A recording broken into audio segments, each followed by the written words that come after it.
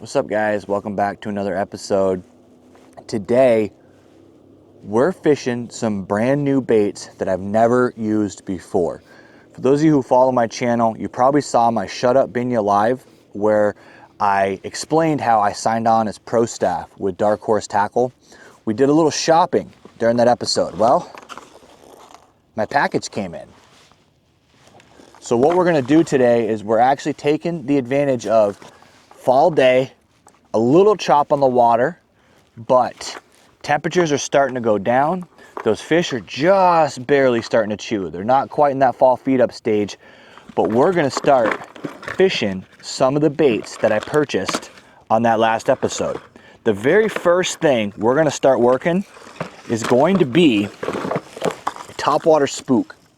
This is something that I have a ton of success on. I haven't used this specific bait, but look at the color profile of this thing. That's going to be ideal for these conditions. It's dark. It doesn't really have any particular style. Got some rattles to it. Big profile. And that's what I'm looking for. I'm looking for something to get me a little bit bigger than average bite. So we're going to be working that across the surface in this shallow water that I'm anchored down in. We're also on the topwater theme. This box is pretty much all topwater that I ordered. Check this out. We're going the opposite direction with size. So this is called the Wewacker. It's actually a mini buzzbait. I threw a chigger craw on the back of it just to give it a little kick, something a little different. So we're going to be running that across the surface just to bring a little noise and a little commotion in.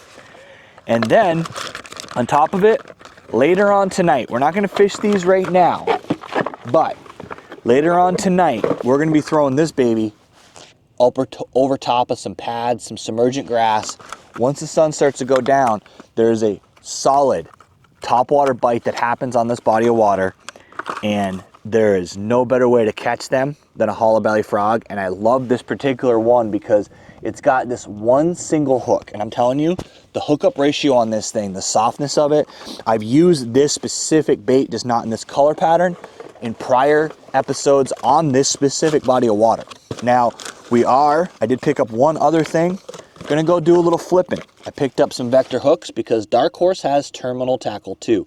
So we're gonna throw these on my Texas rig rod. We're gonna go flip some wood and some ledges if the topwater bite doesn't start out the way I want it to this afternoon. So yeah, guys, we're gonna be fishing some brand new baits I've never used before. Honestly, never even caught a fish on a buzz bait. So this might be the first time I catch one. Let's see if these baits work. So I would pick a day that's crazy windy to try to do topwater fishing video. We've come to another area of the lake where the wind is not gonna have as much of an effect. It's kind of on the inside of a point and shielded from that wind. So what we're doing is we're casting this up in the shallows, kind of working it through a shallower section, which to be honest, I've had trouble catching fish in because the water levels have been so low. So this buzz bait is going to be kind of a perfect bait to get through because the grass is just too high and the water is too low to really effectively fish much but topwater. So we're going to work our way down through here with this bait. We're probably going to mix in that spook a little bit, work it through the column, and then when we get out a little bit deeper, one bait I did not show you guys from the box, I'll actually show it to you right now, is this right here. It's actually a tube craw. That's gonna be a sneaky deep water bait for me. It's gonna be something that I'm gonna be able to mix in essentially as if it's a Texas rig, or I'm gonna be able to throw it out deep, have that craw presentation on a tube style bait. I'm really excited to try that because I've been getting into tubes lately and been having a lot of success. So if that's another option for a tube bait, I am all for it. Right now we're just throwing this buzz bait. Hopefully we can get some nice cool blow ups and I can show you guys how good these baits work. That's a fish. That's a good one actually, I think. That's a big bass, I think. Oh yeah, that's a good fish, dude. Oh shit, that's a good bass. Wow, they like that tube. Holy shit. Wow, okay, yep. Tube works, guys. First fish I've caught on the Dark Horse baits. And it was worth it, guys. Check this fish out.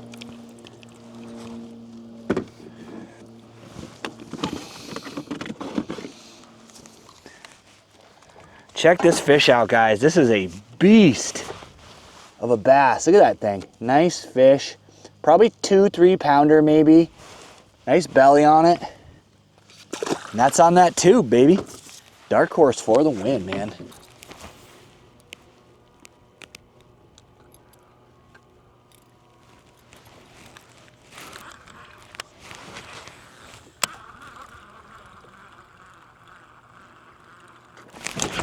There we go.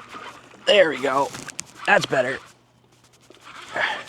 That might be a pike though. That's a big pike. That's what that is. So that's a big freaking pike is what that is. Okay, well. That was fun. I'm not gonna lie, I don't normally get excited about catching pike, but that was freaking cool. That was fun. There's something about catching a monster pike.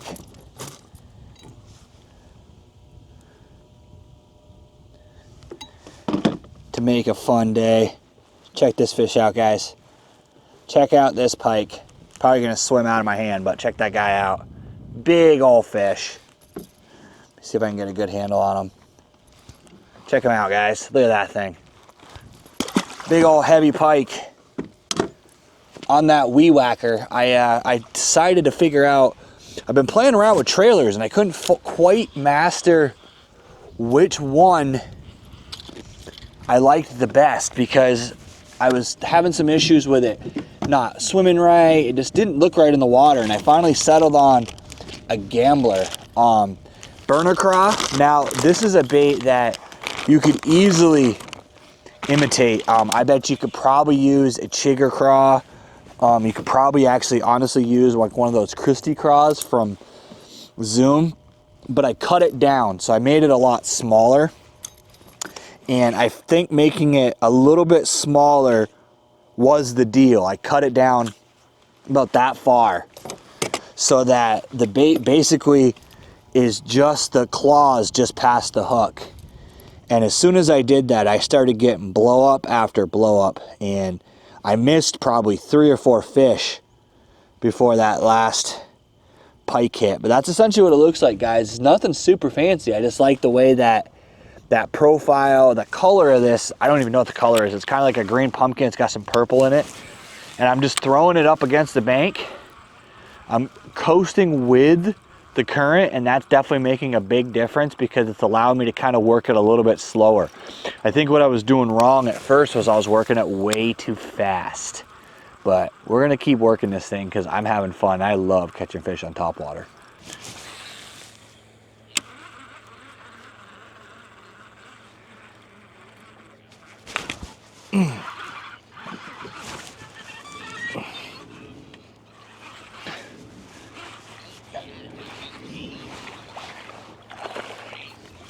Hell yeah, baby.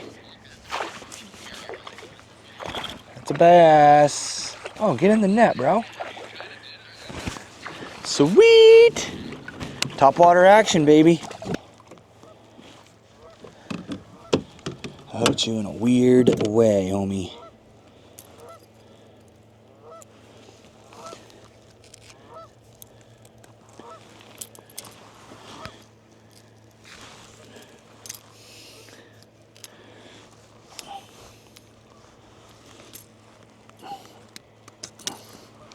All right, guys, let him go. All right, guys, I am back on shore. I decided to call it a little bit early. Bite kind of dropped off, and I'll admit, I'm a little bit tired. Kind of getting to the point at the end of the year where I don't fish as long. Once the bite starts to die down, I get off the water and go home and relax. I do want to give you guys a review of the baits that we took out today. I always like to try to do that anytime I try new stuff, give you guys honest opinions about stuff. Starting with that tube. That tube is going to be sneaky. I almost don't want to tell you guys about it because that thing is incredible. This one right here is called Lucky Penny. It's Secret Lures. This one right here is called Lucky Penny. It's from Secret Lures. This thing has the perfect fall, has that tube fall, but it also has the appendages that kick like a cross. So you can throw it out, let it do the death spiral, leave it on the bottom, and then when you bring it back, it has that kicking action. So you get like a dual retrieve. You get to swim it back, and I had a bunch of follows where if I had been paying attention, I could have got fish to bite it on the retrieve as much as the cast and drop, which is awesome. The Wewacker is now officially my favorite buzzbait. I've never really had a lot of success with buzzbaits, so it's a little bit easier to become my favorite just catching me fish, but the profile of it, the sound profile of that thing, like that thing sounds like a tuned buzzbait right out of the package, which is awesome. You don't have to do anything, not tying it to your mirror on your truck or anything like that. That thing just sounds good right out of the package. It took a hit from a pike and survived, and that's something that I always kind of have as a standard. You know, if it can handle a pike and only need tiny bit of tuning after and not be completely destroyed, that's a positive. The durability is amazing. The only other bait that I really caught fish on today was that Texas rig hook, but it's a hook, so I'm not going to talk about that too much because it's a hook, right? The frog, Huck Frog, that thing is solid. I've used it in the past. It's not the first time I've had that specific bait. I actually got it in a Dark Horse box when I used to have their subscription package, so that's something that I can recommend as well. So overall, all of those baits are successes, and I'm going to do another review on the Spook later once I've had a chance to fish it in conditions that actually are conducive to the Spook. For now, guys, I'm going to get back on shore, get this kayak loaded up, get ready to call it a night, and get ready to go fishing tomorrow morning. I want to thank you guys for coming along with me. I really appreciate you taking time to watch this video. If you haven't already, hit that like, hit that subscribe, and as always, let's get out there, catch more fish.